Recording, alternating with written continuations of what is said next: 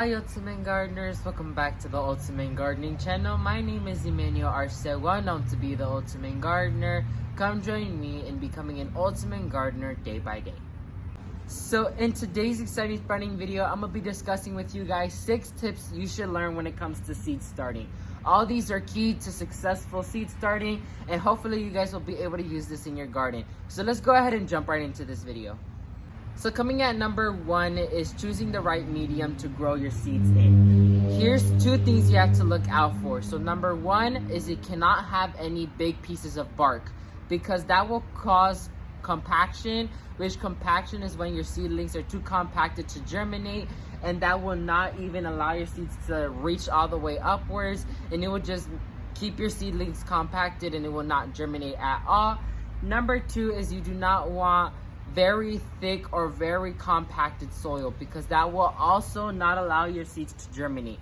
So get loose, fluffy soil that does not have any type of bark in it, so your seeds could have an easy time germinating. So coming at number 2 is moving them out to indirect sunlight or dappled sunlight. The thing that I found very convenient is that you don't have to hardy them off to the sunlight, because I started my very first batch in the shade and none of those came up. But if they did, I would have to slowly by slowly, hour by hour, day by day, slowly by slowly, hardy them off to our heat. And I'm really not that type of gardener that wants to do that. So I just gave them some dappled sunlight, which will prevent us from hardying them off, so they're ready to go to be planted in the garden and they could withstand our heat. So if you start them indoors or if you start them outdoors, I would recommend hardying them off, because if not, they would just fry up instantly.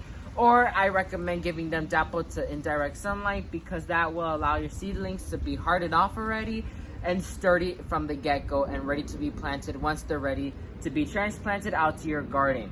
So make sure to give them the proper sunlight they need to germinate and get ready for those hot temperatures coming their way. Number 3 is their watering schedule. When it comes to seedlings, you have to stay on top of your watering schedule, because they don't like to get dried out often. So you want to make sure their soil is constantly moist, not soggy, but not dry completely. So in between, like brownie mix, like a lot of gardeners tend to describe it as. But just make sure you're out there watering it every day, very slightly over the top, and you should be good to go. Don't overwater your seedlings, because that will cause damping off or your seedling will rot. Don't underwater, because that will not allow your seed to germinate and it will dry up in the heat. So make sure you have your watering schedule set, so you're out there watering and keeping that soil moist.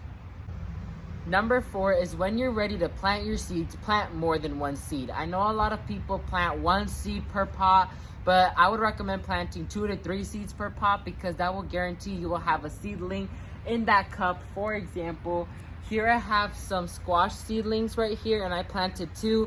Both of them came up, both of them look healthy, so when it's time to transplant, I'll separate them and plant them in their individual spots in the garden, like I did here in the tomatoes as well. But if you plant only 1 seed, you're not always 100% guaranteed that that seed will come up. So make sure you plant 2 to 3 seeds per pot, so you are guaranteed you'll have something in the pot and you'll be ready to go. Number 5 is make sure you thin your seedlings. If you plant 2 or 3 seedlings in the same cup, you are guaranteed that you might have 2 or 3 of the same seedlings. Not all might germinate, so you'll be able to skip this point of the video. But if you do get more than 1 seedling come up, it's recommended to thin out the weakest ones.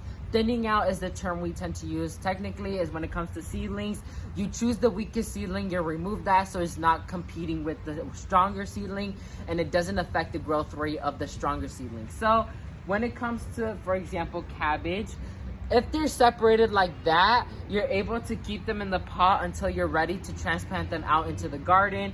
But if they're right up against each other, or you have 3 in the same area, remove the weaker one and leave the stronger seedling there, so it won't be competing with any other plant in the pot. So make sure you're out there vigilant and thinning out your seedlings.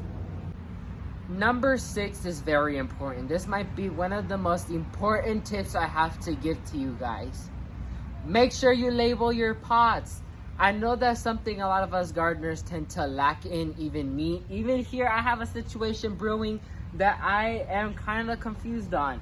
So I planted cucumbers and squash, and I forgot to label them. I thought I was gonna remember which is what.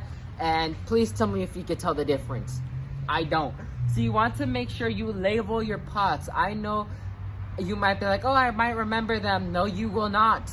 I know that's something you might be lazy. I'm over here, I'm very lazy, so I forget to, or I don't label them. Or if you forget that, just make sure to keep it as a habit that you label every single thing you start, because you want to make sure you know what variety, the growth rate, what it produces, if you have to put it up in a trellis. All of that information is key when it comes to seedlings, so make sure you label your seedlings.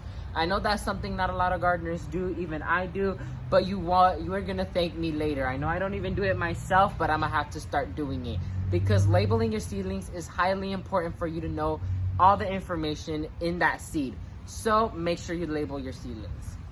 So that's gonna be it for this exciting sprouting video, you guys. Once again, I gave you guys 6 tips when it comes to seed starting. I know seed starting is so fun to do because you're able to see your little plants grow from a seed all the way to your harvest point, which is super, super fun. So thank you all so much for watching this video. Please leave me any video suggestions you would like me to do down below in the comment section below, and I'll gladly make them. May God bless you and your family, and never forget to grow big, Ultimate Gardeners. Bye, guys.